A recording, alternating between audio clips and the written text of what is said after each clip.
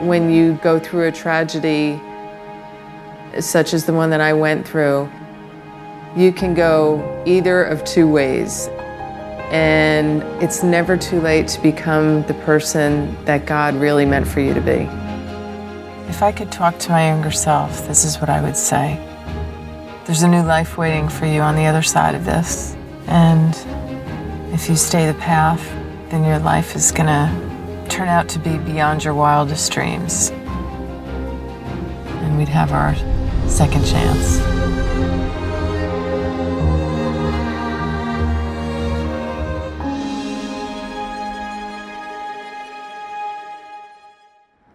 So I grew up in Caldwell, New Jersey, which is a suburb of Manhattan. Just had an ideal childhood. My parents had 7 kids, big Irish Catholic family. My first drink, I was 14. They were dumping the rum into our Cokes, and I just remember taking that first sip. And it's so significant because it left that deep imprint in my brain, and that's what I wanted to go for every time. I wanted that feeling of just being larger than life. My whole drinking career was 14 years. I needed to drink morning, noon, and night. Drinking just became my top priority. And I was, using other drugs. There was a period where I was homeless. I really didn't care if I lived or died. I was on this road to self-destruction. I was just really in a dark, dark place.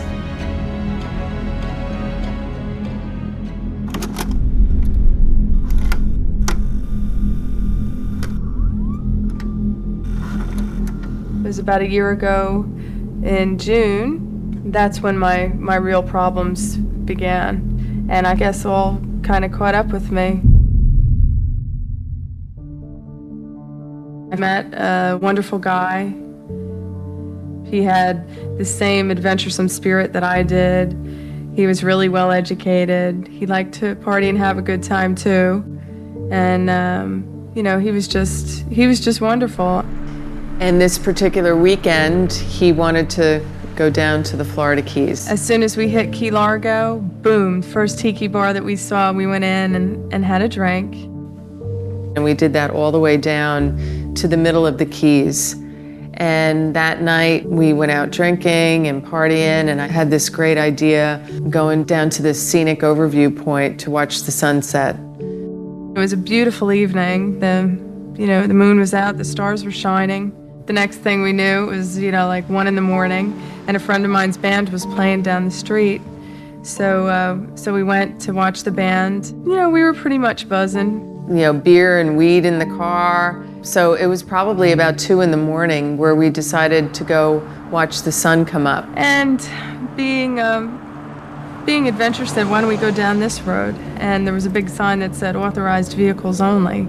I didn't know where it was leading to. We just were riding, and I was like, wow, this is just a regular kind of bridge road. I wonder where it ends up. And it was just about when I had said something where we went around a curve. And just out of nowhere, there was this big cement barrier that I just was smashing right into.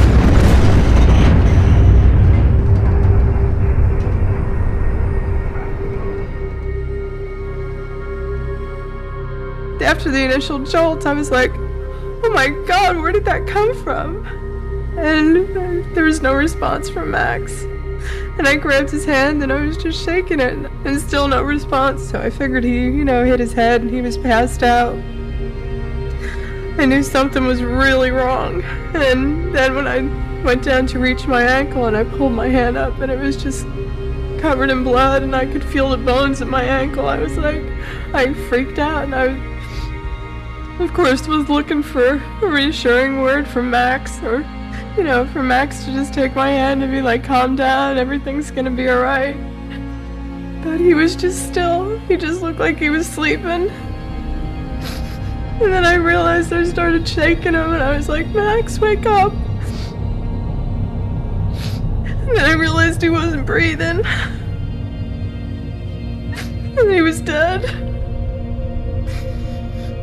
And I just couldn't believe it. I mean, I can't believe nobody heard that scream. If he was dead, how come I wasn't dead?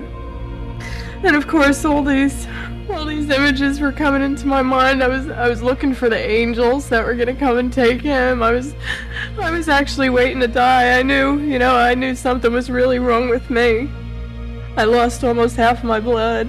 I had no idea how anyone was gonna find us. Yeah, we were off the beaten path. We were on a road that we shouldn't have been on. Just imagine there were no cell phones, there was no escape.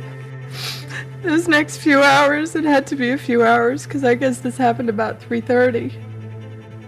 And they didn't find us till 6:30. How is anybody gonna understand how this happened?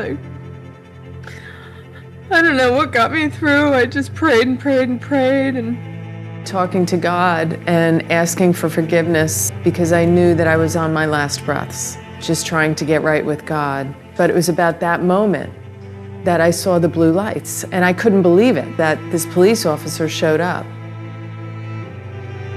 He said that generally he just goes down the regular bridge road, but he said something compelled him to back his car up and go down that old bridge road. And it was so strong, the compulsion to go down that road. When he saw the accident, he wasn't even surprised. The jaws of life came and cut me out of the car, and then I was transported to Jackson Memorial Hospital in Miami by helicopter.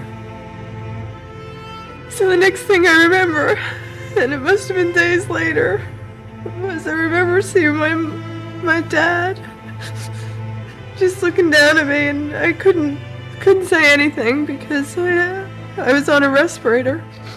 And I found out later that it was actually days later when I did see him. And I'll never forget that look on his face. I was in the regular hospital for 6 months, a physical therapy hospital for 6 months. I can't believe that I made it, and I firmly believe that there was a reason why I was left. And I'm trying to accept the challenge of whatever that reason is. I'm still searching, but there has to be a reason for this all. I pled guilty and I got sentenced to 5 years in prison. And I know that it was so hard for my dad to see me taken away.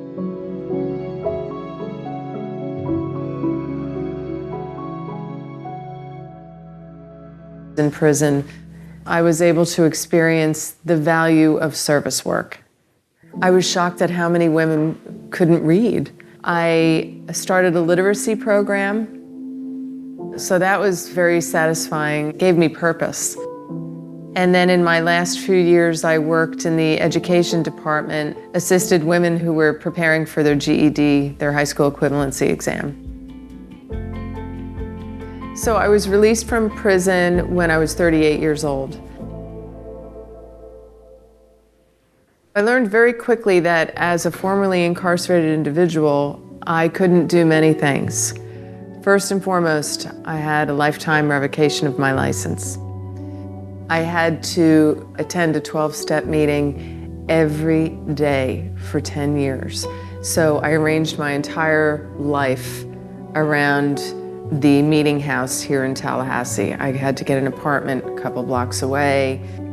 I had to go to therapy once a month on my own dime, which was pretty expensive considering when you get out of prison, you're gonna be working a minimum wage job. I also learned that I would never teach again. And to me, that was the most devastating one because I love to teach. I feel like that's been my vocation since I was a kid. I had to do 2,000 hours of community service. So it was a challenge, without a license, getting around, especially with an ankle injury like mine. They were able to save my foot, but I'm permanently on my tiptoe. So I have my shoes, either built up orthotically or they have to have a heel in them. And I got a bike, and I had to ride my bike everywhere for many, many, many years. But it made me feel really good when I triumphed over everything that they had me do. I reveled in those little triumphs, and there were a lot of them when you consider that I was on probation for 10 years. I learned so much through the recovery support group that I attended. I went to a 7 o'clock meeting every morning. They made me feel welcomed, they were non-judgmental, and they embraced me. Those people gave me hope again. So this is when I really started to rebuild my relationship with my family. I remember my dad saying to me, the best apology is changed behavior. And he really meant that. He didn't want to hear talk, he wanted to see me walking the walk. That was one of the reasons why I wanted to keep doing the next right thing, is because I wanted the people that I loved most to remain in my life. One thing that I did promise Max's family was that for the rest of my life, I would do something that would help promote awareness and talk about the dangers of drinking and driving. I thought there was no better field than social work. So I applied to Florida State. I had a difficult time getting into the university because of my felony charge. Got denied the first time, I got denied the second time, but the third time my letter ended up in the right hands and they decided to give me a chance.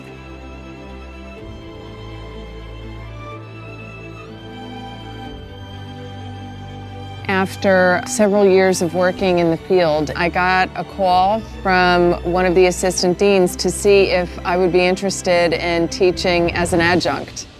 And I couldn't believe it because I love teaching so much and I love social work, and it was like this beautiful melding of my two loves. It was just perfect. But we are going to talk about the effects that substance use disorders have on adult relationships. I am so grateful to Florida State University for offering me the second chance. When you do go through a tragedy such as the one that I went through, ultimately I ended up going the way of gratitude, thinking that every day in my life is a blessing because I really should be dead. 20 years after the sentencing, I had the opportunity to meet the judge who sentenced me. I was asked to share my story of hope down in the Florida Keys. I was able to hug her and thank her for saving my life because I really feel that 5-year sentence saved my life.